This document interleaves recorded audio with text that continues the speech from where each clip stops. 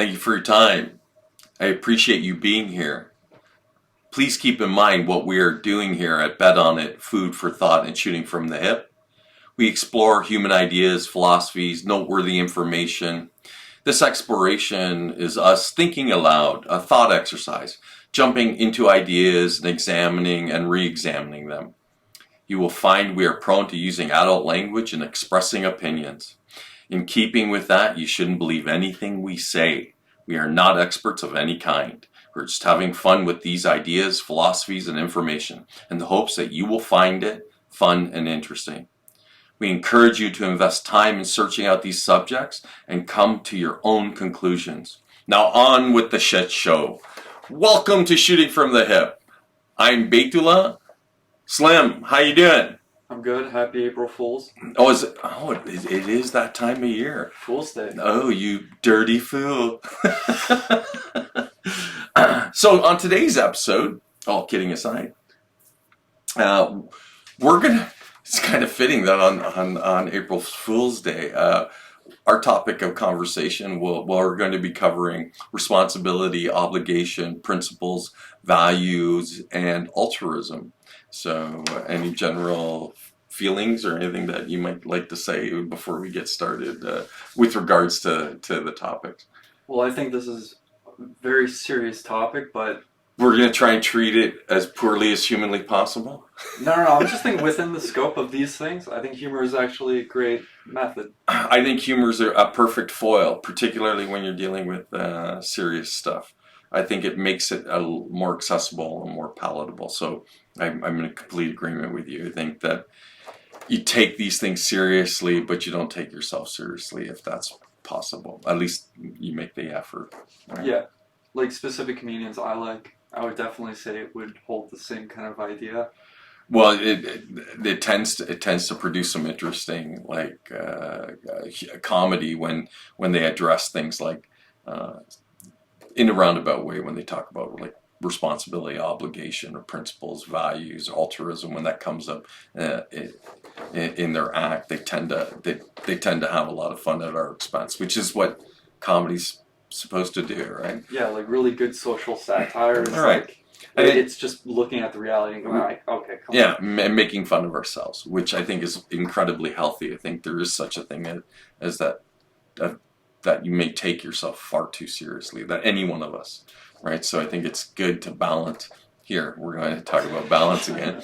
To balance the seriousness of everything that you encounter in the course of life and living your life with a sense of humor. And sometimes, like I say, it makes things that are a little harder to endure, it makes them easier, right? So having said that, so I think we're just going to start with responsibility. So I think what I'll do is I'm just going to read a dictionary definition of it, and then we can start playing around with what it exactly means in the course of like a life lived, and what it might mean to the individual and to you listening, like something for you to consider, right? So responsibility is defined as the state or fact of having a duty to deal with something, right? Or having, the state or fact of being accountable or to be held to blame for something, right? So that, it could also be defined as the opportunity or ability to act independently and make decisions without authorization. So responsibility, it's in terms of its definition, it's broad. It does fit into a number of different things, but it does allow I would even go so far as to say that to be an independent individual requires you to be responsible. That there's no independence without responsibility. But then in that independence, you accept complete accountability for all that you say and do. So that means taking the heat of blame when you do something inappropriate or incorrect or wrong. And remember, like, making mistakes is part of living, right? Much like failure. It's a mistake when there was no malicious intent behind it. So typically if there's malicious intent behind the mistake, it's because it was plotted out. You planned it and executed it. But if it's just a result of like the way that you conducted yourself through the course of like some interaction, and then the outcome was a negative outcome, well, you're held to account for. You're still held to account for that, but at least it's understandable that the mistake occurred. But for those of you who plot maliciously, fuck you, buddy. So anyway, so getting back to that, the idea that it's a state or the fact of having duty to deal with something like that, that you're held responsible for. It goes from the most benign kind of thing, like paying your rent and buying groceries and stuff like that's being responsible to yourself, but then in a much larger sense than being responsible to others. Do you agree? Absolutely, especially when it comes to the responsibility you act on also has relative value to the people around you. Like your landlord needs your money in order to pay. Well, but even just in interpersonal interactions, never mind something like something that, because it's kind of obvious when you're paying your way, like to meeting your basic needs. You're being responsible to the fact that you require these things, and then you honor that by you go to work, get a job, and then you exchange. We use this medium of exchange, cash, money, to honor that responsibility. But again, responsibility, even in and of itself, you can read into it pretty significantly, because there's lots of room in there to sort of see that by taking responsibility for your existence, is that a service then to others? Like, does it make sense what I just said there? Yeah. Can I offer up an Sure, example? please do. When I was a kid, I malicious. Again? I tried it again in English this time. I maliciously plotted to steal a cookie from the cookie jar. Very basic mistake. Not mistake. It was not a mistake. No, there's an act, a malicious act. It was very malicious. Right. I had the cookie on my face. Thieving little bastard, you. Right, but it's the perfect age to learn about responsibility. And, if you think about it, since I ate that cookie that my dad paid for and hid away from me because, didn't want you to be eating it. Right, so I got out of my way, stole the cookie, ate it, had cookie on my face when he yelled at me. And more or less, I stole from him. Not only that, I don't know. You might be like. He wasn't that upset. Yeah, I'm sure. But that was one cookie he couldn't have now. No cookies for you. I'm just saying, if we act responsibly. Okay, so in a very simple kind of example of it, it does illustrate the point kind of perfectly, right? Although again, it's one that's hard not to laugh at. It's the day for it. Yeah, right. So, in its most basic essence, is one of the main things that gives life meaning. I think that you could see that too. That so outside of the example that you gave, which was demonstrating the difference between making a mistake and acting maliciously, but the idea of responsibility is that in itself, it creates meaning in your life, because now you could see it as your existence service of others, not a servant, right? You need to make the distinction between being a servant to others and to be in service of others, which is another way of saying that you take responsibility for your own existence, and then you offer up that responsibility as a service to other people who are doing the same thing, right? Yeah, whereas a servant is you're like somebody who essentially a slave, or someone who basically does as they're told. Right, like self-restraint is a responsibility, whereas if you're being told you're not allowed to do something, that's not necessarily self-restraint.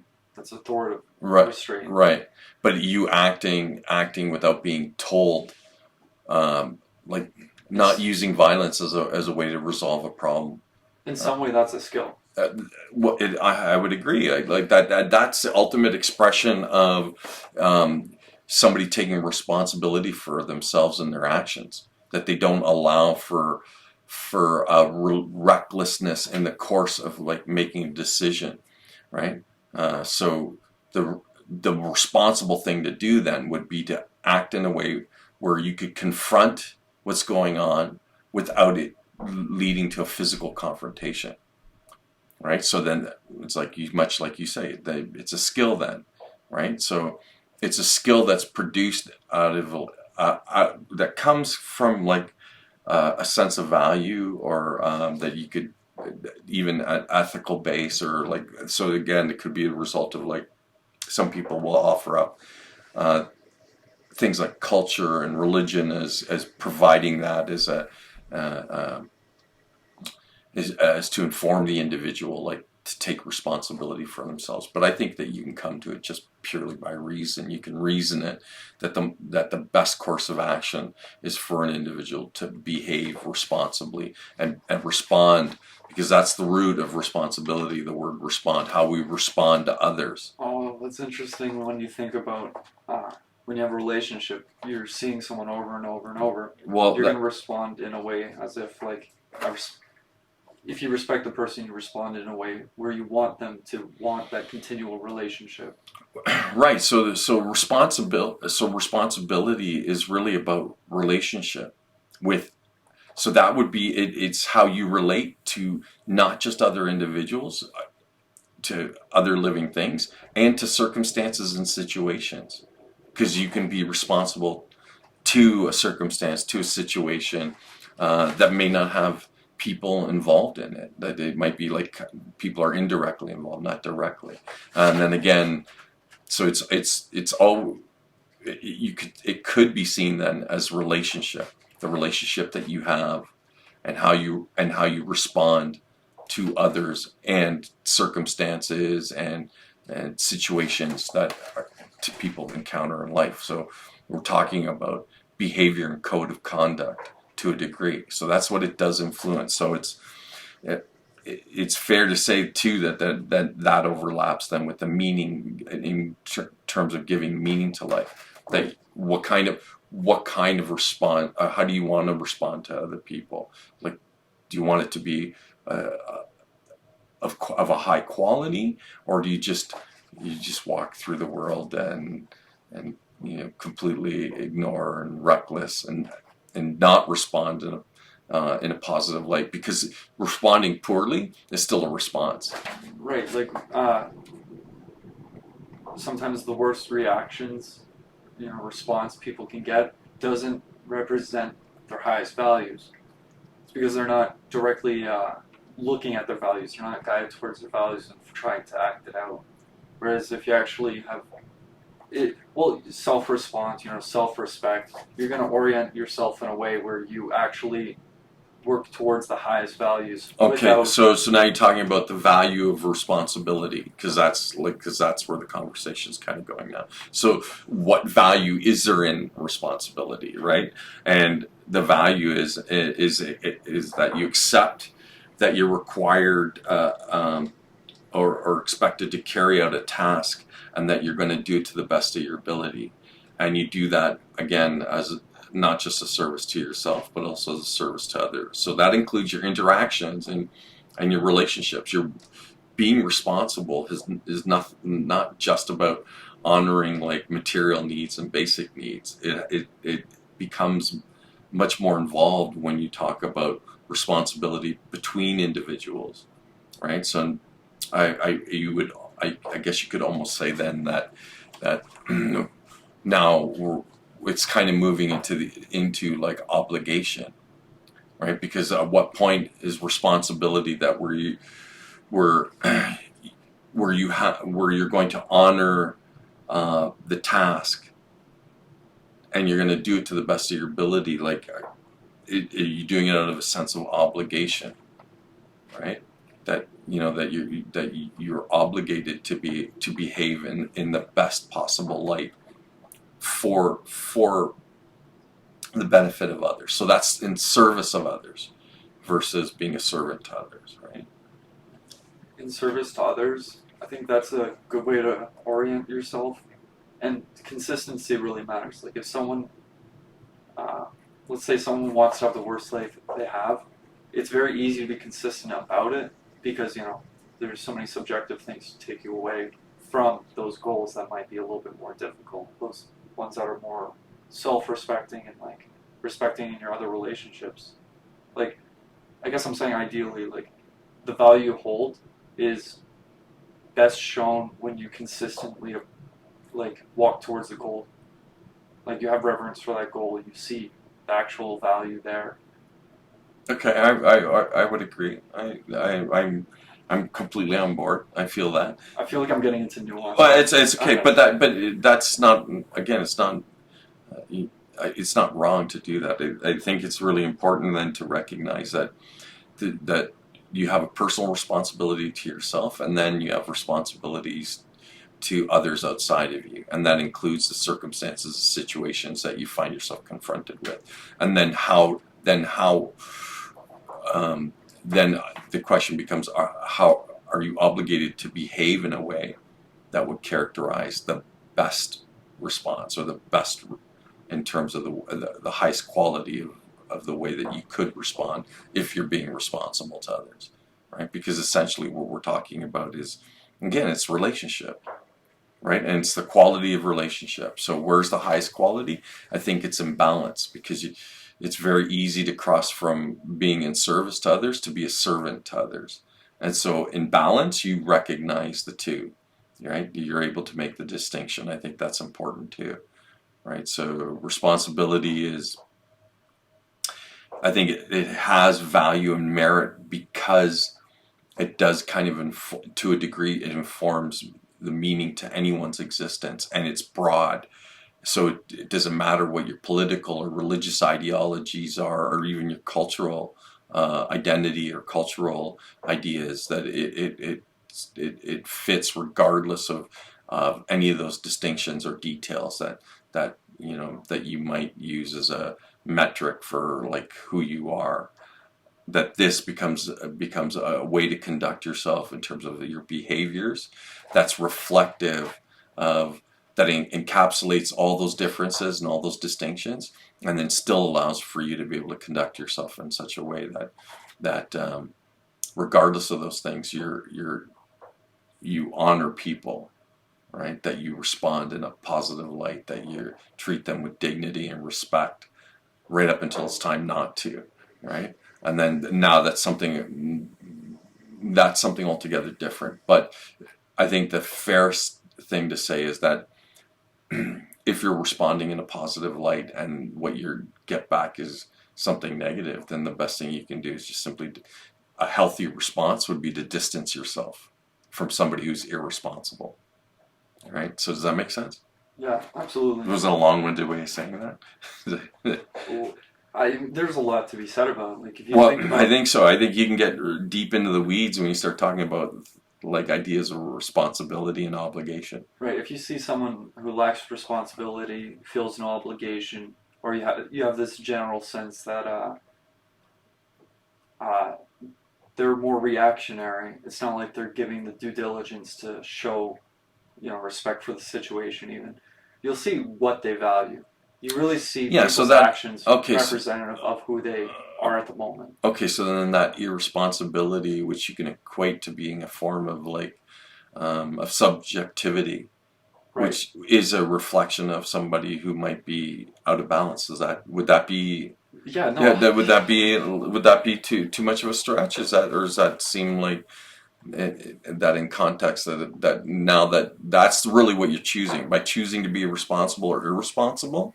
You're choosing balance versus imbalance. Yeah, like a quick example would be, I hate how impatient I am. I feel like this need to just go get at it right away.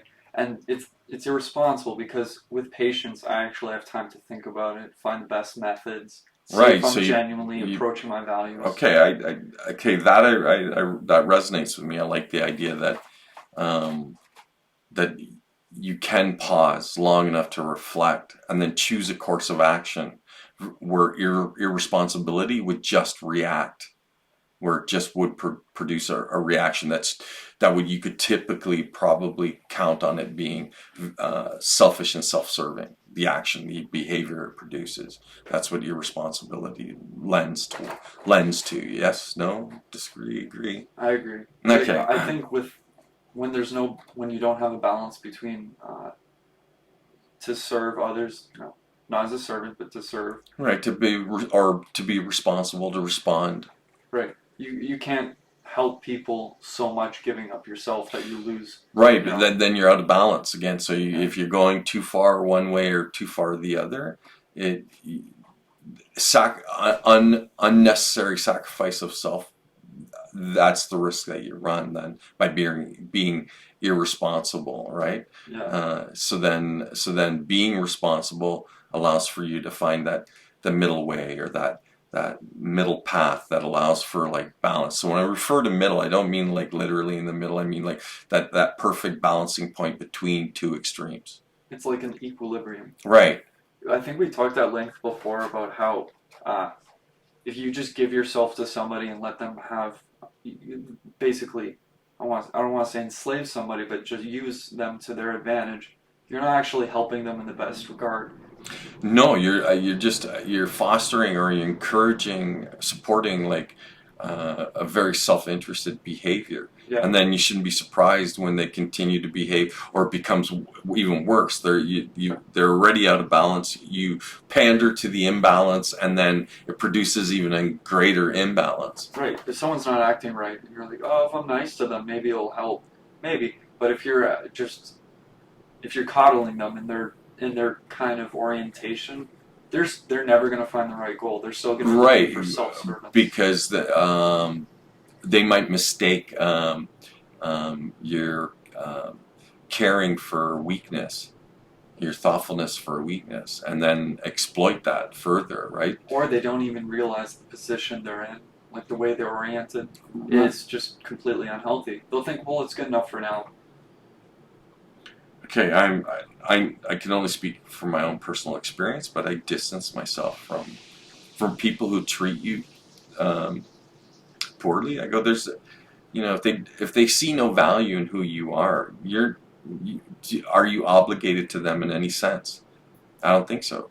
I think that obligation and responsibility has to be kind of a road where that you mutually agree upon, even though it's unspoken, right? So that and so there is a basic, even minimum amount of responsibility or sense of obligation that you have, even to perfect strangers. Think about how courteous we are to perfect strangers, and how easily and willingly we are to badmouth someone close to us. But at least we do it straight to their face, right? But if you don't, unless of course you don't, right? And then that's being irresponsible. At least if you're saying it to their face, is that, even though it might not be pleasant, it's still responsible. Right, genuine critiquing. Yeah. So. And you're doing it in the assumption, like, hey, the information I'm giving you isn't a character attack. It's not. Yeah, it's not. I'm not trying. Yeah, it's not an ad hominem attack. We're not. It's not assassination of your character. It's just pointing out something that's uncomfortable. Because long-term goals, you want that relationship to continue. So if you're critical to someone you really care about, it could just be you saying, hey, I feel like this is going to be hurtful long-term. I want to set it straight now. Or this behavior's actually negative, or it's going to produce a negative outcome, that maybe you need to pause and take a closer look at this, right? Yeah, it's possible critiquing is like the most caring thing you could do at some point. I would agree. So then now you can talking about constructive criticism, which I'm all for. I have no problem people approaching me and being constructive in offering up where they see I might be coming up short. I actually value that. I take a great deal of pleasure out of people being honest with me, even if it means to be painful. What I don't like is when people they'll lie to you because they think that they think that they'll comfort you with the lie that somehow they're protecting you, and you're not doing anyone any favors when you do that. And I think the very least that you owe people, if you're going to respond to them, is then a certain degree of honesty, and maybe to be completely transparent. But I remark at just how veiled people's intentions are, how dishonest they are in terms of the way that they'll talk to each other, because they're treating it like it's a game where they're trying to get position on one another. And guess what? We're not wrestling. It's not MMA. It's social interactions, it's human relationships. So responsibility, I think, initially when you hear it, it's just a word, but when you dive into it, you suddenly start to realize that it's much more significant in terms of the way that, like, we look at all our interactions with everyone and everything in the course of a single day, or an entire life. That being responsible to each other, there's value in that, because that's where respect comes from, right? That you suddenly, and to them, to other people, you're demonstrating respect for them. So which is, you're giving them dignity. You rob them of their dignity when you willfully withhold information, or you make the determination that they don't need to know that. Maybe it's not your job to do that, right? And if we're going to be honest, which is another way of saying transparent with each other, then we're talking about responsibility. You're responsible to a degree then to in the course of the interaction, to be able to speak honestly, and then you receiving the information, that honest assessment, for you to be honest with yourself enough to go, hey, is that accurate? Or do I really do that? So responsibility allows for you to be able to self-correct, to rectify a mistake, to grow from a failure, right? That you respond to the failure responsibly, and then you make the adjustments accordingly, and then suddenly you're on to a better course of action and living. Agree? Disagree? Absolutely agree. Okay, so you can see then, like, that even at the surface, when you initially present it, you go, it's kind of a silly conversation. Everybody knows what responsibility is, but when you start to, like, really dissect it, you suddenly realize that, oh, there's far more to this, and it's amazing how casual people are, in terms of the way that they'll dismiss their sense of responsibility to other people, right? But again, if you walk through the life out of balance and leaning entirely into your biases and preferences or your subjectivity, then again, it's not a surprise. Yeah, you can definitely cause issues with subjective opinions, because, like, that's not really critiquing. Maybe you could say, oh, personally, I believe that would be better as a blue sweatshirt, but at the end, it's like, okay, that's almost It's irrelevant. just, well, it is it. irrelevant. It's just an opinion. It's just a preference that you're expressing, Right. which you go, so what is it founded in? And if it's not founded in anything substantial, it's just your imagination, or your, what you like or dislike, your personal sense aesthetic. of, you go, like, how's that relevant? If it's a minor issue, or not an issue, but if it's a minor thing, you could go, do you know what? You're right, I would like to find a blue sweatshirt. And it's easily resolved. But the problem is, people do that with much more significant things. Absolutely. In terms, and again, in terms of how they interact with each other, and how some, instead of having a sense of obligation, so that, like, here, at the very least, I owe this person as an explanation, right? Because now we're moving out of responsibility into obligation. So that you owe them, to a degree, an explanation about their behaviors, about the choices they made.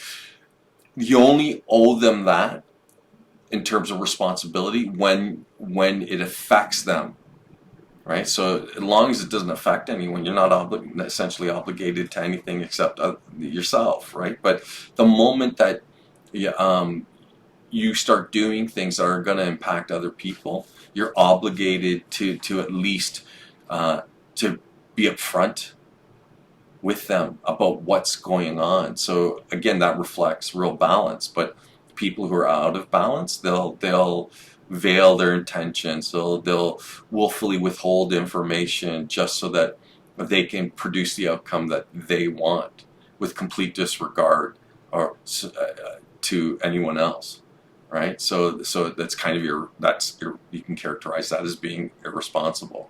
Yeah.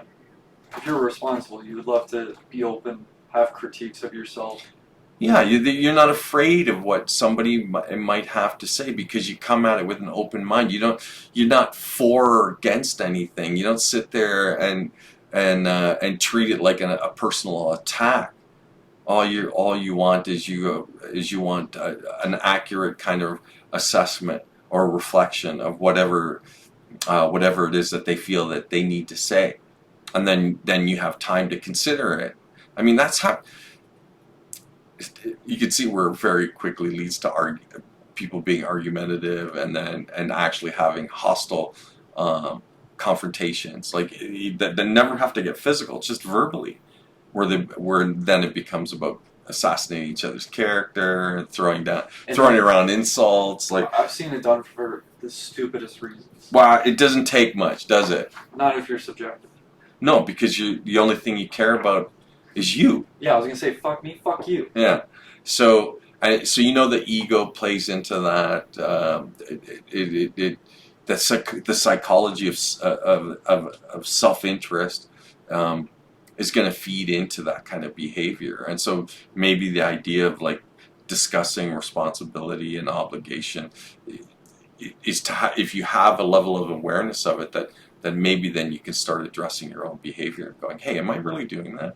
Right, like, because you could be fanning the flames of a conversation or of an issue, like an argument, even if originally you were going into it with the best intentions. Right. Like, you accidentally go into those like 10 logical fallacies. I'd see the straw man being one of the most common ones. Right, because people will sit there and they'll start leading with a statement. So what you're saying is, and then they'll interpret whatever claim you made, but their interpretation will be a distortion.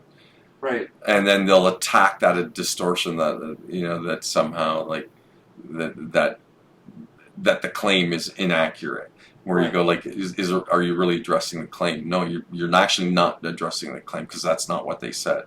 But you interpret it that way to sort of, again, it's to be persuasive, right? That's why those 10 logical fallacies exist. So when people do get engaged in conversation, that it's ways to persuade them to adopt your thinking. But if you were responsible, you wouldn't be looking to get somebody to adopt your thinking. What you'd be trying to do is get to the root of whatever the issue might be, for the express purposes of like a resolution that's reasonable and based on whatever evidence there is, no matter how little there is, that it's evidence based, because then at least you can then the claims you're making are rooted in something other than what appeals to you and your sensibilities, like, which again I think is kind of, to me it's that's kind of shitty, right? Like when that's all people do. They walk through life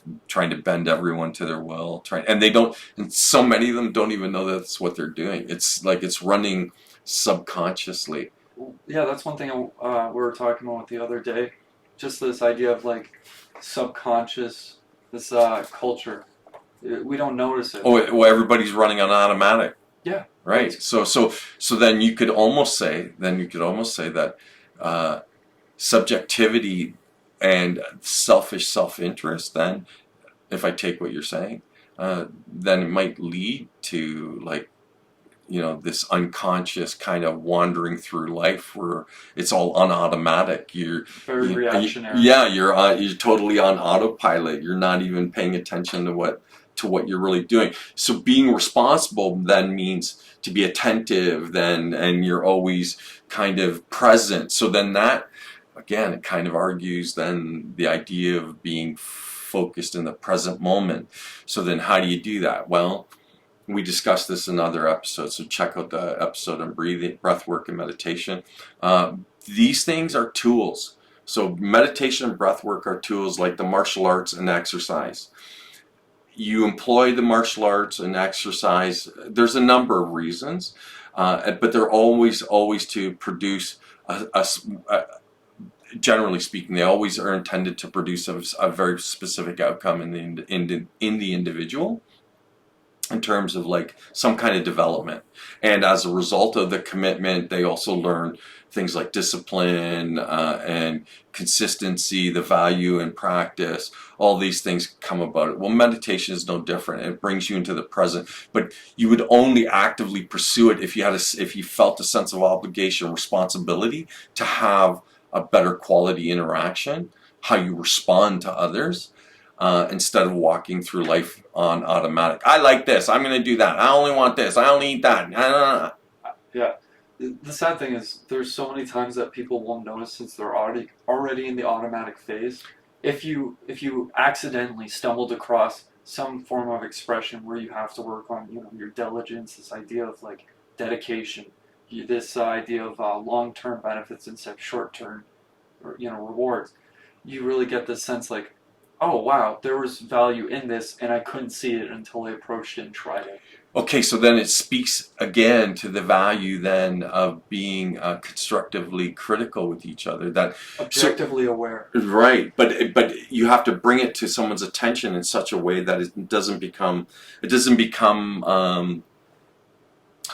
a threat or a call to like to act in a verbally violent response or a hostile response. It could almost be a sweet thing, like, hey man, I really care about you. And Excuse me.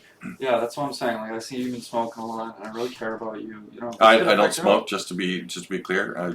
Yeah, no. The air in here is super dry, man. Sorry. Getting back to what you're saying. But yeah, it can almost be a sweet thing, because ideally you're saying this to the person. Well, we already got over this, but you're saying it because you're like, damn, I've seen the road of dedication and how it's helpful in just having self-control. So being dedicated, you can equate that to obligation. Like that's you're dedicated because out of a sense of obligation, and so then it asks a much greater question that kind of dovetails into the idea that you live in service. We live in service to each other. So then, out of this sense of obligation, are you your brother's keeper? Are we each other's? Like, should we or can we be each other's keeper? Are we there to? Are we willing to be responsible for the welfare and well-being of our fellow man? I feel like it's phrased in a way that's difficult because you are both on the hook for your neighbor, but you're also not on the hook for tyrannizing them into this position of self-responsibility. It's like a hands-off approach almost. It's like, I keep arguing what you do is right, in my opinion. You give the material, you put it out there, you show the value, you express it any way you can in a completely reasonable way, and then you leave it up to them. That's right. I think that's fair. But again, to a degree, then responsibility may lead to you can appreciate where it might lead to that viewpoint that we really should be looking out for each other, right? And then to a degree that it only so long as it's not at the expense of yourself, right? Like, again, balance, right? So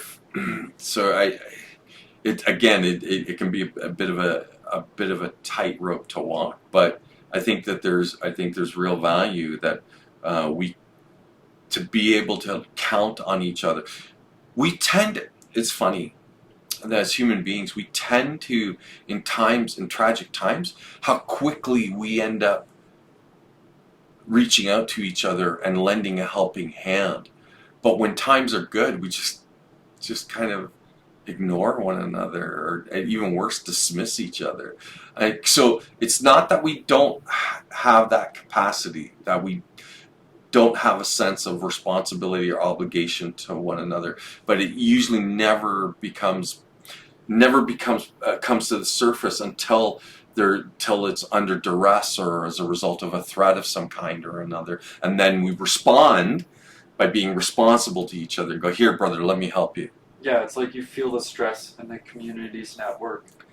Right, and so then as a community, then you end up truly acting each other's support, and then once everything kind of gets all kind of like back to normal stuff, then we just go back to business with complete disregard for one another. Yeah, it's strange. Almost, if you look at the network, it's like we're on autopilot throughout the network. But it's not unreasonable to say that there could be nodes in the network that are going for the highest value, and in that they show it to the others, and these Okay, others so that's slowly pick up responsibility. okay. So that's leading by example, and which might be the only way to lead. I think there's some truth to that, and I think any really quality leader probably knows that. The problem is we don't have any quality leaders.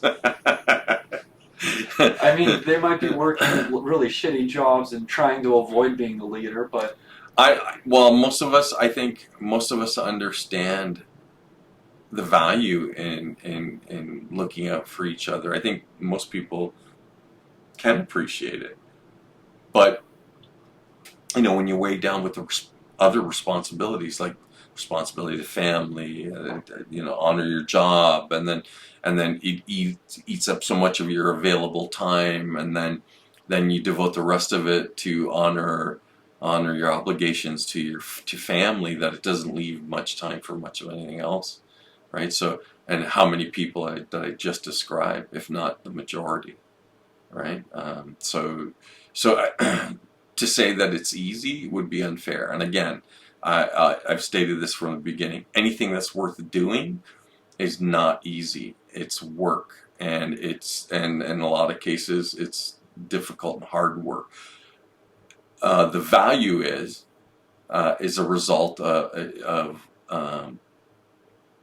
that you end up discovering how worthwhile it is to make all that extra effort, because of the sense of satisfaction, the sense of self that you get, right? That you suddenly it makes your life, it gives your life meaning. Yeah, you understand your boundaries. Right, and then so now your existence is purposeful, even though things are not always easy, and more often than not difficult. All the things that are worthwhile cost in terms of time and effort and personal energy, but that's what makes them so worthwhile. The result of all that investing of yourself in that way is that you feel rich as an individual, that it's something that you can't put a price tag on. You can't monetize it and go, well, it's worth this much. It's just a strong, great, or a wonderful sense of self. I go, there's something really valuable in that. Yeah, it's either you find meaning and attempt to struggle, or you ignore the struggle as it chips away from you, and you never get towards the purpose. Okay, so then it could be said that responsibility then does lead to meaning. If you approach meaning as an outcome of your sense of responsibility or your sense of obligation to not just yourself but to others, so it's always, again, it's that tricky road. It's it's that balance, right? Yeah, this ties into what Nietzsche said about, who killed God? We don't have enough water to wash all blood away. It's this idea of we lost the meaning, our purpose, or let's say our goal. Instead of being in reverence to good action, it's now towards selfish self-interest, or a veneration of the self. It was money.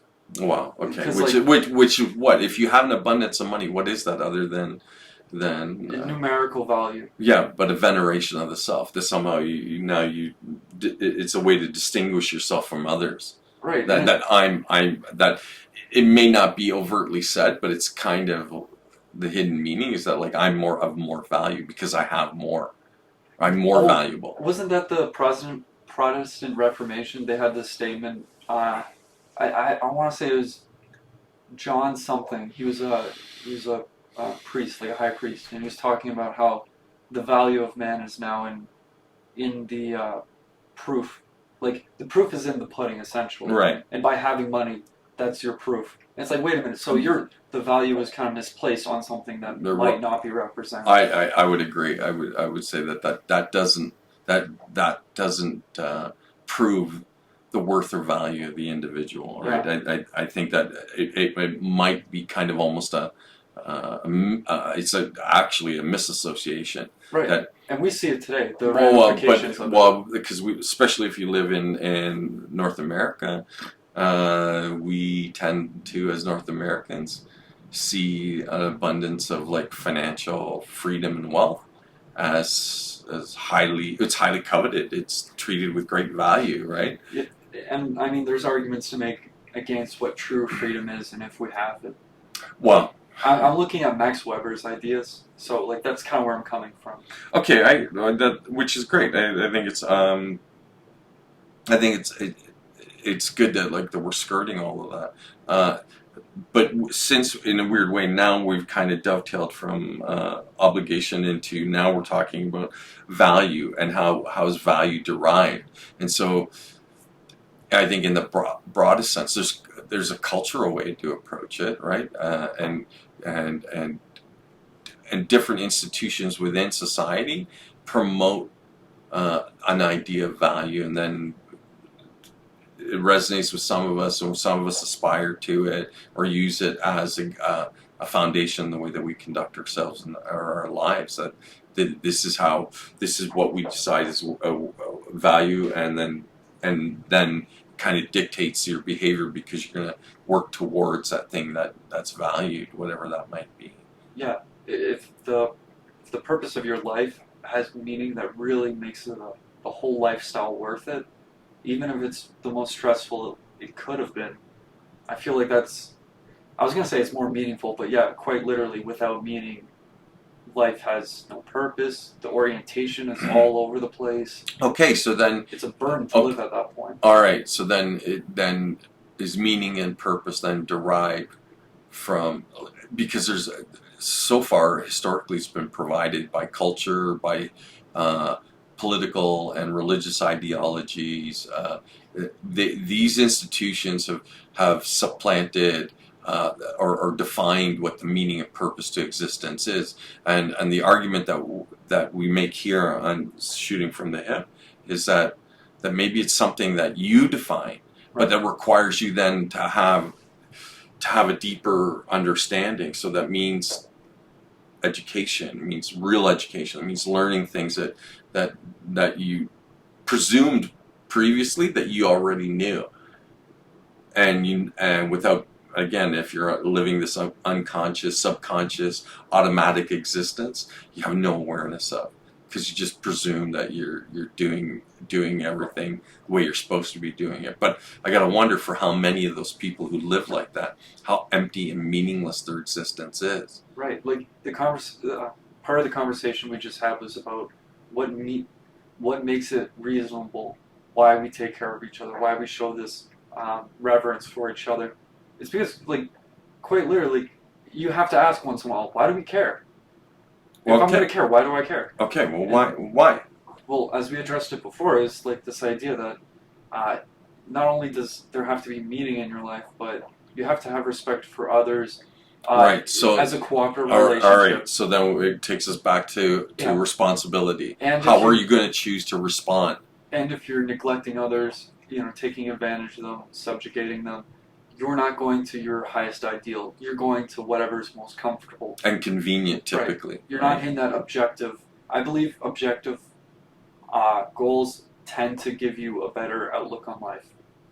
I'm not going to try to reason it out, but if you live subjectively, you're only...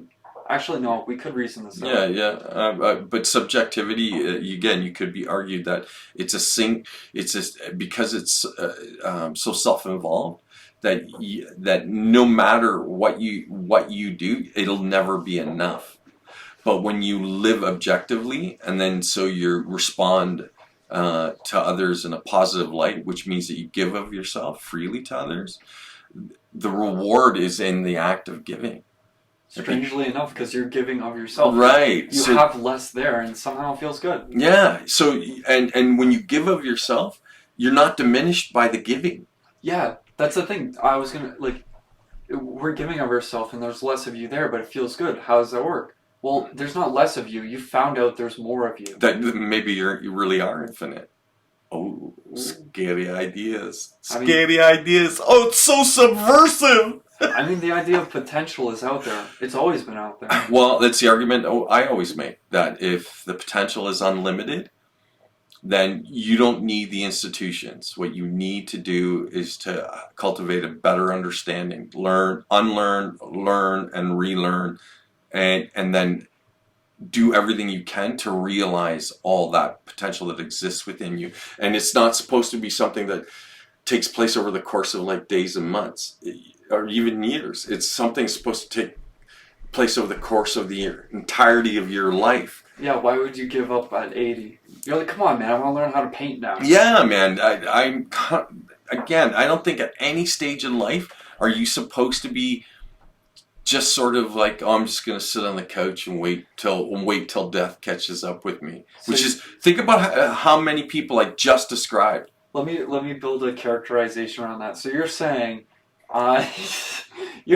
you're saying we're supposed to live until we die and not die before we're done. That's right. There's a lot of people I know who are dead at 20 and they live till they're 70.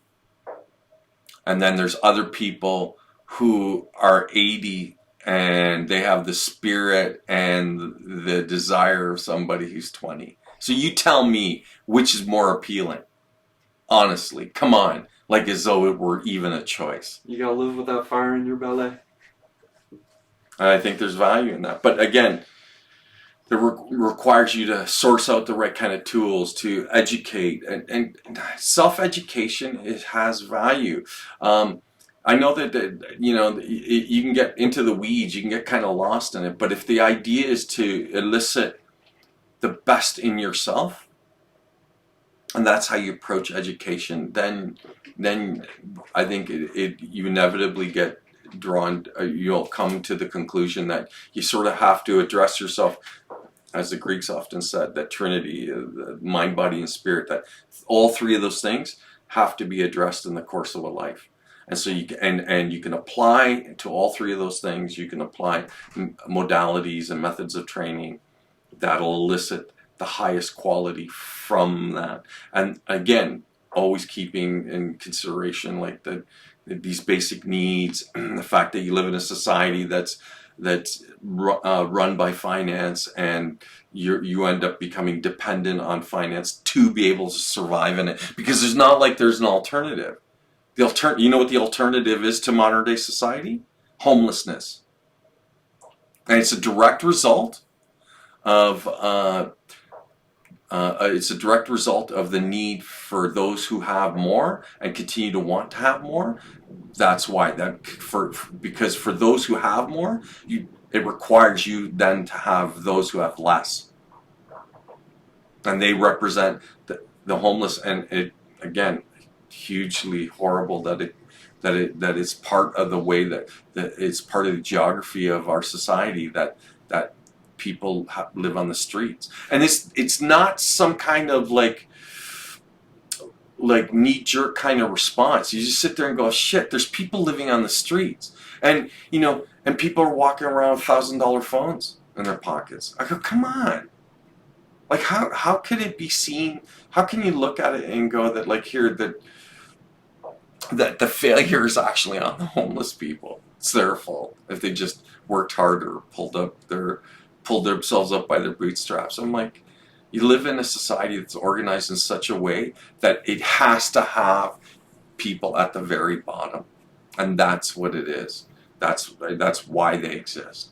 And so if you don't like that, and remember, what is society other than us, right? So if you don't like any of that stuff, then you are required then to make changes to the self. So then that requires an awareness of like, you need to be talking about things like responsibility, obligation, principles, and what's valuable. These things are worthy of your time and to discuss, but you'd rather talk about celebrities or your favorite sports figures or fashion, which, don't get me wrong, I love clothing. I think people should look good all the time.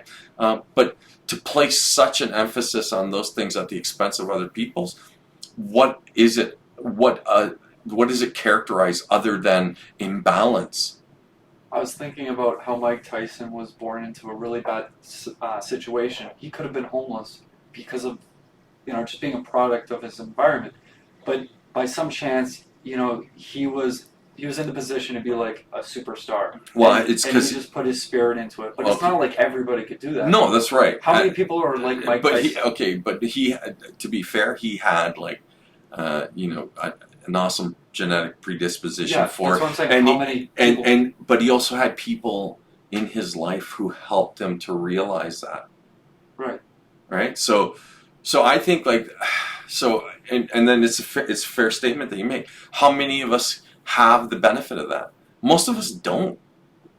So what most of us have are family, and if the quality of the interactions of that family are poor, then the likelihood is that you're not going to feel like very empowered or supported, because you're going to be, because they might even be a source of like psychological discomfort, anxiety, stress. And these are the people who are supposed to be supportive for you, and then you need to seek it elsewhere. So we do ourselves an immense disservice by not walking through life with a sense of responsibility and obligation to one another. Seem fair? I don't know if that too much. Is that it too much of a condemning statement that I just made, or is that condescending? I think it's practical. If people, I don't know that your opinion counts, but yeah, I mean, right, but I haven't experienced it. okay, but I appreciate you. I appreciate you saying so. So I think that since we've covered responsibility and obligation, I think I'd like to move into this idea of principle or principles, right? And I don't mean the guy running your grammar school. Principle is a fundamental truth or a proposition that serves as a foundation for a system of belief and behavior, or for a chain of reasoning. So principles are the details, the fine details of your system of belief in terms of like how you should conduct yourself and behave. And again, typically this has historically been provided by society, religion, culture. All right, they're chiefly the ones historically who've implemented it throughout the general population, right? Yeah, like a general scaffolding of morals. Well, it's because it all overlaps with morality and ethics in terms of conduct. It's all about informing your behavior in such a way that the behaviors that you exhibit are beneficial to the society. So that doesn't mean they're beneficial to each other within the society. It's so to a degree that we, that there's a lot of behaviors that we promote and regularly participate in that only benefit society, with a kind of secondary benefit to each other. So I'm saying that you can take this very idea of principles and then ask yourself the question: how would you then define a system of belief or that informs your behaviors, that's built on reasoning, that is meant to kind of to guide your behaviors with each other? So how we respond, how we relate to one another, it truly it's talking about relationships. All right, so in principles, there are three fundamental principles, and one is justice, the other one is rational self-love, and then rational benevolence, right? So these are often referred to as maxims, right? So there are principles that simply state facts, but there are those that serve as guides for determining actions and what ought to be done. So how we should conduct ourselves. So, and I know that a lot of people don't like when you use the word should, like you should be doing this. Well, maybe in a principled way, maybe we should be doing things or conducting ourselves in a certain way. So have a sense of, say, justice, say, for example, since it's one of the first three principles that are cited as a way to define principle. So just behavior treatment. Justice is the ethical or philosophical idea that people are to be treated impartially, fairly, and properly and reasonably by the law or by arbiters of the law. and that laws are to ensure that no harm befalls another, and that where harm is alleged, a remedial action is taken can be taken. So essentially, it's essentially justice is what creates the legal system, right? But can you have a sense of justice that has nothing to do with the legal system? All right, and remember, this is about principled behavior. So you live by essentially talking about a code of conduct. So you as an individual have you ever taken the time out to think about, like, here in a premeditative way that you're going to think about justice, and then and in terms of like how you're going to conduct yourself with other people. And again, I think when you use the word responsibility, it kind of answers all the questions that are posed by, like, asking the idea of justice being one of these three primary principles of principle. Does that make sense? Not trying to be confusing. It sounds a little confusing. But I know. But so that because it's stating that you act in a way that's impartial, fair, and proper, and reasonable with each other. Well, isn't that essentially being responsible to each other? So then, if we were truly responsible to each other, would you even need a principle of justice? Like, other than for it to be like academic, like that, you just something to talk about? Would you even need a legal system? If we all acted entirely responsible for ourselves and for each other, then would you? Here's the argument: would you require a legal system there? Or that's the question. Ideally, you wouldn't, but realistically, well, people aren't that way yet. No, but it's got to start somewhere. So this is the thing. I often hear people often respond when I say stuff like that. They often respond, "Well, that's not practical, or that's not reality," and they're 100% accurate. But here's the thing: where does something like that start?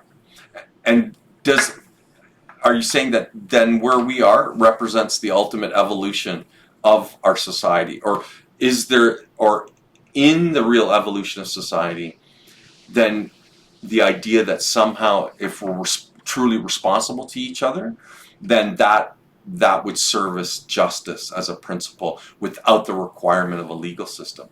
We talked about this once before, right?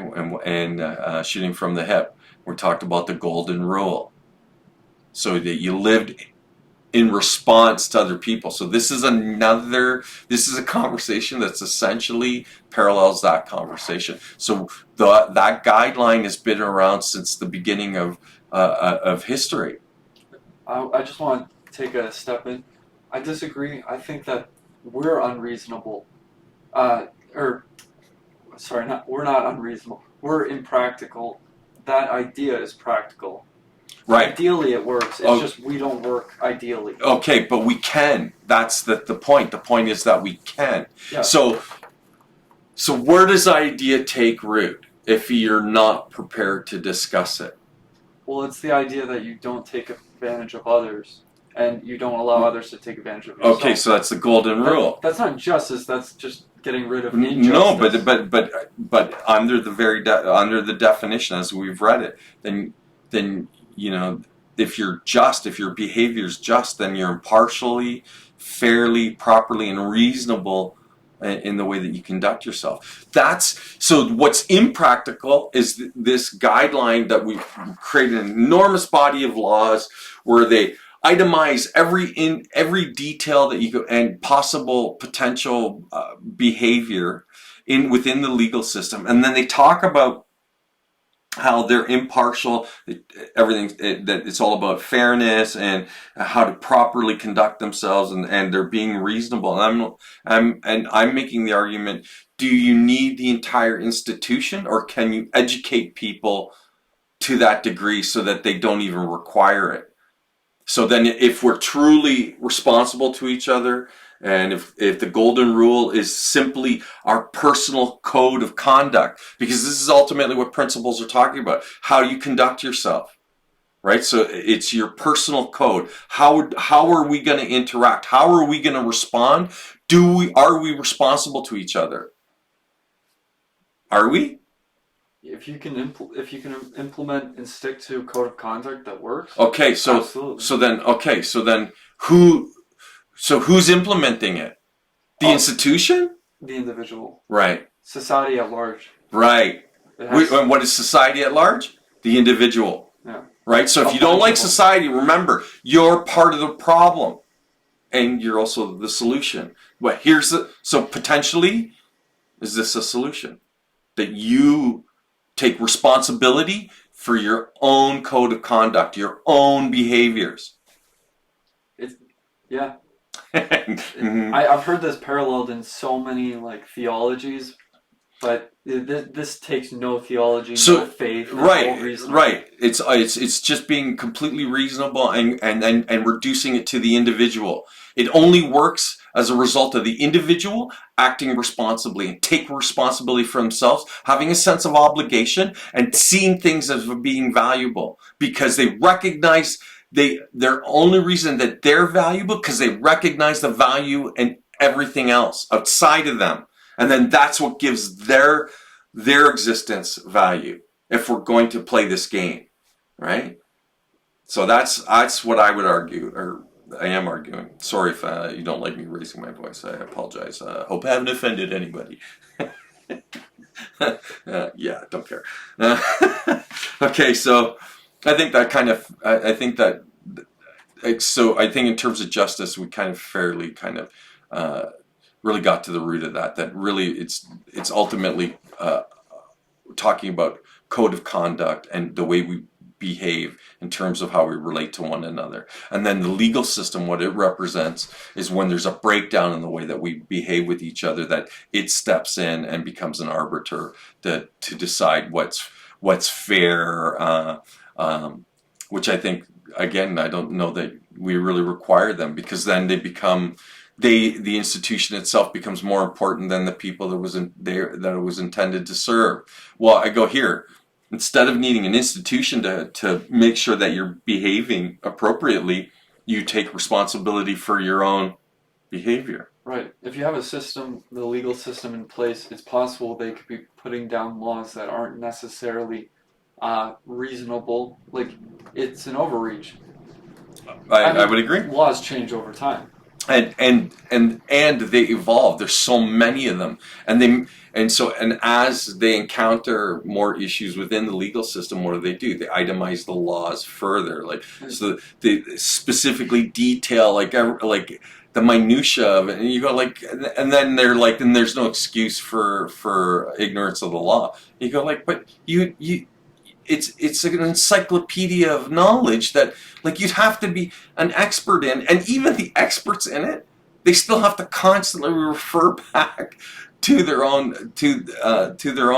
guidelines to be able to even argue them. And it's not stopping any larger conglomerates from escaping, the legal system. Yeah, and so then an argument there can be made: just how much value does it actually have if the only thing it does is it sorts out the individuals at the bottom, but it doesn't address the lawbreakers who essentially their affluence allows for them to escape justice. But if they had a sense of justice, maybe they wouldn't behave in the way that they behave at all. But clearly the question is, are they running on automatic? Yeah, because their automatic is only driven by their selfish self-interest, subjectivity, bias, preference. You can split the hair however many times you like, but ultimately we're talking about the same thing, that it produces an imbalanced behavior, which leads to poor decision making, which leads to them doing horrible shit and then getting away with it, right? But if they had a strong sense of code of conduct, you could trust in that they would act and behave in an appropriate fashion. It's so strange that the legal system also tries to bring in morals. I'm not going to say that judges use character attacks, but this idea that certain things you can't do, you're not allowed to smoke pot, that was overturned past couple of years. Like, maybe there's reasons why we shouldn't be doing it, but it's strange that they have so much choice over yourself and your lifestyle. Well, and There's here's an the argument weird against thing. what I'm saying for sure. Sure, I would say that like because they're anyone in the legal system, including judges, it's almost unfair that because now they have to make decisions that affect people's lives, and they have to try and do it in such a way that where they honor like the laws that they're duty bound to respect, and then the fact that they're humans and they're fallible, that how much is that affecting their decision making and their ability to make decisions, and how arbitrary, how much influence do they have, and who do they have to answer to? There's a rabbit hole there, but Right, for sure. Interesting enough, they have to go home and live with themselves. Right, and but if they're running on automatic, I'm doing a good job and doing the best I can. They're all criminals. Right, the only people in my courtroom are criminals. Well, I don't, and because the real problem is oversimplifying these things, right? Because there's complexity going on, but you can break down the complexity by simply stating that it'd be more convoluted and gets more involved if you're not willing to address the idea that subjectivity leads to imbalance, and then that if that imbalance is present in the way that people conduct themselves, then they're only going to make poorer choices, and they're going to see those poor choices as being the best choice that they could make. Devil's advocate.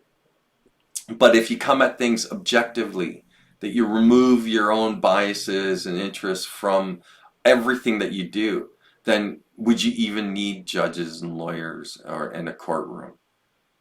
But that requires every individual to take responsibility for themselves. And I can just see the people rolling their eyes when I say stuff like that. But that doesn't make it less true. Right. Even if most people get their shit together, that's better than whatever it's at currently. Right. So then maybe it's about the way that we educate people. So then a higher quality education would produce more thoughtful, less self-interested, more objective individuals who then you wouldn't need guidelines for because they behave largely appropriately, right? And ultimately, like, all of this is so that we can hopefully have a higher quality society, better quality interactions amongst the individuals that make it up, and then the way that we interact and relate and respond to the planet we live on. Right. That like all these things are worthy of consideration, or either fuck all of it, and we just screw each other into the ground until we're either wipe ourselves out or we become an even more distorted, twisted version of ourselves. Yeah, too many people might believe that the world is crazy, there's no fixing it. It's like, well, everybody's action matters. 100%. Maybe it's like, yeah, maybe it's what change you can make that really matters. Right, I would agree. So then again, it stresses the importance of why the individual needs to take responsibility for their own existence, and their obligation is much larger. It's to all of us, and so we do that in honor of each other. Yeah, imagine that. Hey, have a better life, be happy. What does that do? Make the world better. Just a little bit, but it makes it better. It makes it better for other people trying to make themselves feel better. Right. So then if billions of people do it and each move a small increment, collectively, that's a significant change. So that's essentially what we're talking about. So let's get on to the second principle. So it's rational self-love. So self-love is defined as love of self or regard for one's own happiness or advantage, and has been conceptualized both as a basic human necessity and as a moral flaw, akin to vanity and selfishness. Right? So self-esteem is confidence in one's own worth or abilities. Self-esteem encompasses beliefs about oneself. For example, I am loved, I am worthy. as well as an emotional state such as triumph, despair, pride, and shame. So I think unintentionally we're talking about self-love. So if you gave a shit about yourself, you can see where, if it's not in conjunction with that, you can only love yourself if you love others first. That's why there's value in self-love. But if you only have love for self and disregard for everyone else around you, then that leads to the worst of what, in terms of what behavior, what we're capable of being. Because you only give a shit about yourself. Again, it's selfish, self-interested, it's subjective, it's biased, it's preferential, it's partial, right? So for you to be able to experience love of self and to feel good about yourself requires you to feel love for others and good about others. And the only way to do that is then is through a sense of responsibility to others, or to live in service of others, and without, again, with walking that fine line, without exploiting yourself or at the expense of yourself. So balance. So again, the argument is made for balanced behavior, right? So that's essentially what we're talking about, and this is why we keep reiterating this, because again, I think there's real value in all of this. So I think that kind of sums that up for like self-love. Unless there's something else you'd like to contribute. No, I'm good. Okay, so we'll get on to rational benevolence. So it refers to the actions or rules aimed at benefiting others. Benevolence refers to the morally valuable character trait, a virtue of being disposed to act to benefit to others. So again, we just finished stating that. So rational benevolence, beneficence. I believe I said that correctly. So that the reason that you have value is because you recognize the values in others first. That's how you're able to derive value in self. So the moment that you're incapable of doing that and you diminish others, that actually then means that your value's diminished. Right? So, and if you're walking through life in automatic, what are you doing? I just want this, I want that, I don't care, get out of my way, I want that. Even though the things you want at that point are devalued. Everything. Because it's just immediate and then it's gone. Okay, so then again, so these principles, these codes of conduct, all of this are rooted in a sense of responsibility and obligation. And if you as an individual don't have that, then of course you need judges and lawyers and a complex, convoluted legal system, and then not just guidance and leadership. Now you need authority, because otherwise you're irresponsible and you're reckless. Right, like people who don't have self-love or self-beneficiary, they don't look at other people like they matter either. Right. So again, it speaks to the idea of this, what we talked about in the episode about the golden rule, that you do unto others, you'd have them do unto you. So it's foundational, and it's clear, and no matter how much we talk about ideas of like obligation, responsibility, principles, values, they all overlap or can be encompassed in the idea of this golden rule, right? Where you do unto others, you have them do unto you. It's a simple, foundational kind of way to conduct yourself, and it would probably lead to the majority of people feeling, at least to a greater extent, a sense of satisfaction in the life that they're living, that they feel good about themselves and they feel good about being here. I go, isn't that where the real value is? Or keep chasing a paycheck? Well, that's a great way to support also the idea that, it's not that you're a tyrant to yourself or a dictator to yourself, but you have to put on yourself the struggle in order to reach higher values, or just be in a better place to help people under certain opportunities. Right. So I can imagine then people asking, well, okay, that's all fine and well. How do you do that? Yeah, it's personal. Well, okay, but I think that we could make a case then for the idea that it's going to require you to educate, Right. to unlearn, learn, and then relearn. So self-educate. That it requires you then to employ tools that teach you to be something that you currently experience a deficit in. And I would argue that that thing that most of us have that deficit in is in being present, right? Which is why meditation, like, is a significantly important tool to that end. Would that fall under mind, body, or soul? So that's I think It it kind of encompasses all of it. But I mean, if you're gonna get technical about it, that would be like mind and spirit, maybe, right? But to me, the idea of meditation, then it's a tool that produces a specific outcome, and the specific outcome is the capacity to be present in the current moment without your mind wandering, without you ruminating about the past and projecting on the future. Then that way it predisposes you to a cemented objectivity.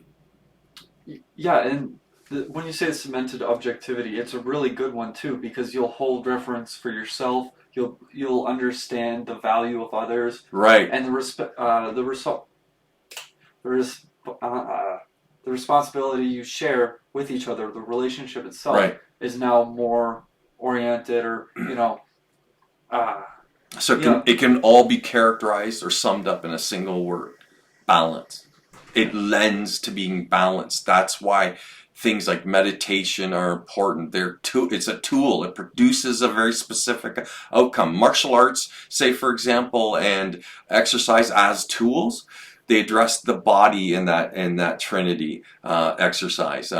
Martial arts dovetails, it covers body and it overlaps with, like, say, spirit, because now you're talking about like fighting spirit or the indomitable will. Well, it helps to facilitate that. And even mind, because it helps to produce a discipline. And right, discipline's a prerequisite for meditation, right? And what's the purpose of meditation? To train your nervous system to be present in the current moment. And why is that significant? It predisposes you to be objective and to balance subjectivity to a degree where now you're balanced. And then when you walk through life, how are you behaving? You have with a strong sense of obligation to your fellow man, and responsible not only to yourself but to everyone else you encounter. Oh, shit. there's no way to do that if you're on autopilot, not looking around. Right. You have to have Right. real attentive eyes. That's right. So that means then you have to this. So for those of you saying, "Well, how? I'm sick and tired of you guys saying all that shit and not telling me how," it requires you to train yourself to be present in the here and now, to be in the now, this moment, this time. That there's, like I said, the only tool that I'm aware of is meditation, and that's what it does. So for all of you, I just can't. Well, then get used to what you're doing, because it's not likely to change. And you can medicate till the cows come home, and it's not going to make you any more balanced. At least this way, you have a fighting chance to be balanced. Would you say that might be maybe too strong a choice of words, or that might seem like it's accurate? I'm asking. I think meditation is the best way to go about it as far as I've tried. But,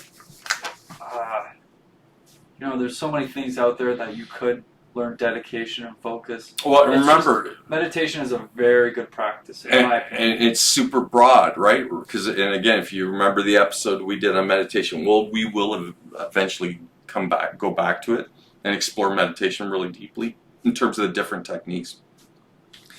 But it's not like you have to sit on a mountaintop with your legs folded in a lotus position saying Om. That does work, but it's not necessarily for everybody.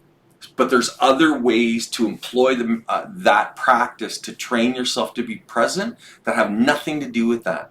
And we explored it to a degree. You can walk. You can do this body assessment in terms of like.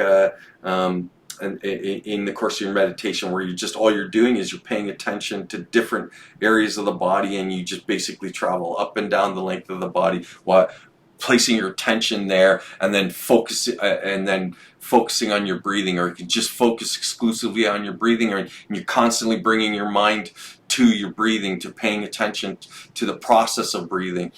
right? And what is it doing? It's changing the nervous system. So then, how else could you do it? Mantras. There's all sorts of forms of meditation to employ. The trick is to find the one that works for you. Yoga done in the way that it's intended to be done is a meditation. Transcendental meditation, right, where you're just repeating the mantra or some phrase constantly over and over again, and then what you're doing is that you have the mind focused on repeating the repetition of that particular phrase that you're going to use. Now, I have my own methods, but I don't promote my method because it's what I do for me. And when I talk about meditation, I talk about it in the broadest sense, right? That because even though it's the answer, the hard part is finding the one that works for you. Remember, you can go for walks, and that's a form of meditation as long as your mind is present in the course of the walk. So your focus is your breathing as you're walking, and you're paying attention to the way your body feels while you're going on a walk. That's meditation. Right? So you can go from a formal method to a super informal method. Gardening. But you have to do it, but then that requires consistency, practice. So, and if you're asking me, I would tell you consistency is a minimum of 3 times a week. And ideally, every day. Every day. And you find it in you and you do it. And you stop making excuses like, well, I can't, I don't want to. Who cares? Then get used to shit the way it is. And stop bitching. Just go and medicate yourself and sit until you shrivel up and die, because that's the alternative. I was gonna say there's evidence for paying attention to meditation, like the benefits of it, even in stressful scenarios, like a small one. Just take 10 seconds, really pay attention, have those deep breaths.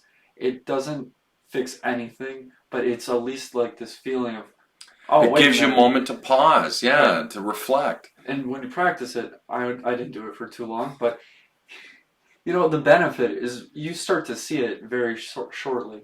Yeah, because it's a tool or a practice that has a huge list of short-term benefits and a huge list of long-term benefits, and the most profound benefits come in the long term, but the ones to alleviate things like stress and anxiety, that's in the short term. So you can implement it, anyone can implement it. It's just a matter of finding a method, the method that works for you, is the type of person that you are. But once you tap into that, like it can be this tool of liberation from self, from that autopilot, from leaning or being out of balance and leaning too heavily towards selfish self-interest. And remember, you're predisposed to it because the way the nervous system runs, the default mode network of your brain, it's always self-referential.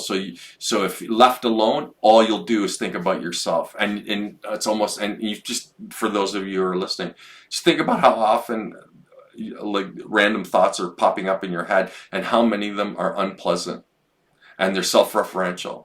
Well, self-referential thinking tends to go in that direction, because if you think about it, if you're really paying attention to what things are, you're an animal on a planet that's going to die eventually, and you will too. It's very sad. You don't want to think about those things. Right, but but you don't. That doesn't have to be the focus of your thinking. This is what we're trying to tell you. Well, I'm just saying that's the neurotic side of autopilot thinking. Right.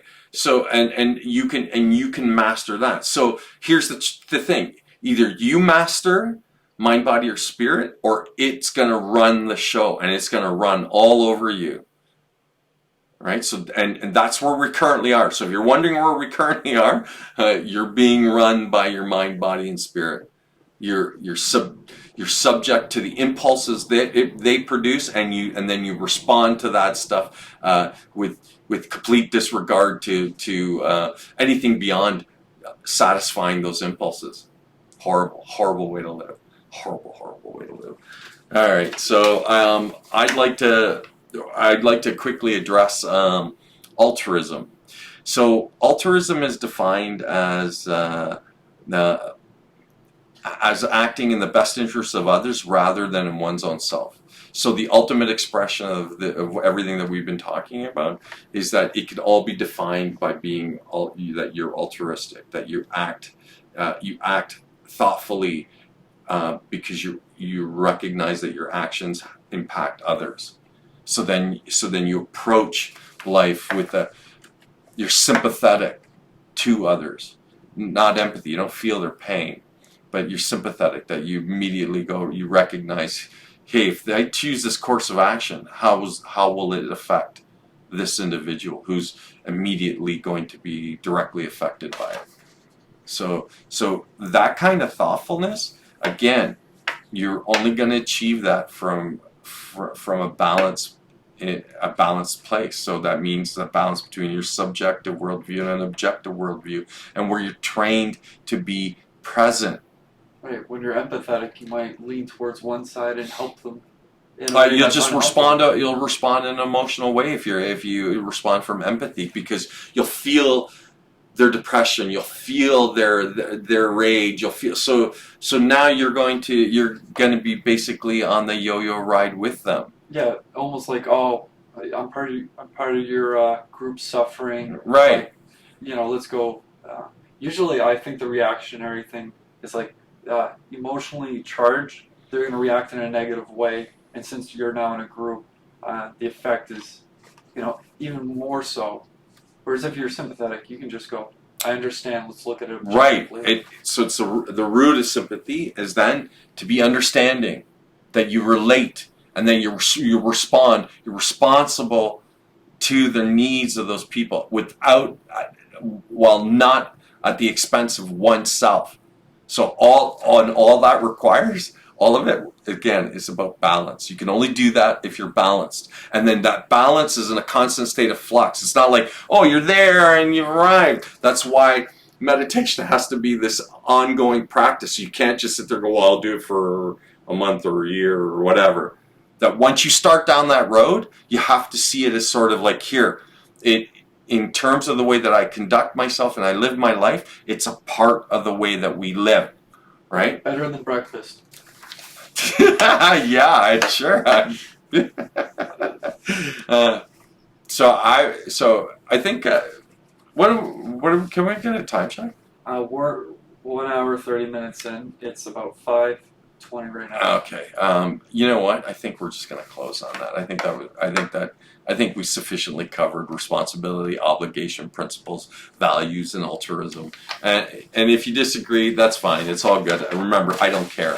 I'm not trying to change your mind. I'm just presenting this stuff as I see, in the best way that I see, and hopefully that's entertaining and interesting in and of itself. If it's not, I'm not apologizing for it. This is the stuff that I'm fascinated by and with, and I'm simply sharing it. So if you find it relevant, then excellent. And I'd just like to say I really do appreciate anybody who's taking the time out to listen. If you can stick it out for the hour and a half, I really do appreciate it. I look forward to doing more of these. This has become, when I started, I never expected it to be so rewarding as as it's become, right? So to me, this has been it's immense fun. I'm overjoyed by the time we get to the end of it. Is there anything you'd like to say in closing? I don't like this at all. April Fools. Love you all. This has always been a great experience, even before we had the camera up. Just talking. Well, because that's right. Because we've been doing this for a long time, so we've often engaged in these kind of conversations. Essentially, what we're doing now is we're just engaging in these conversations on camera. That's it, right? So for us, we'd be doing this anyway. Yeah. Hopefully, it's informative and fun experience. Yes. I completely agree. So I think in closing, I'd just like to say, question everything. And you might consider starting questioning yourself first. Please take the time to aspire to become a renegade, individualist, humanist, critical, objective thinker. I want to thank you for your time. Love you all. Thank you so much. Good night.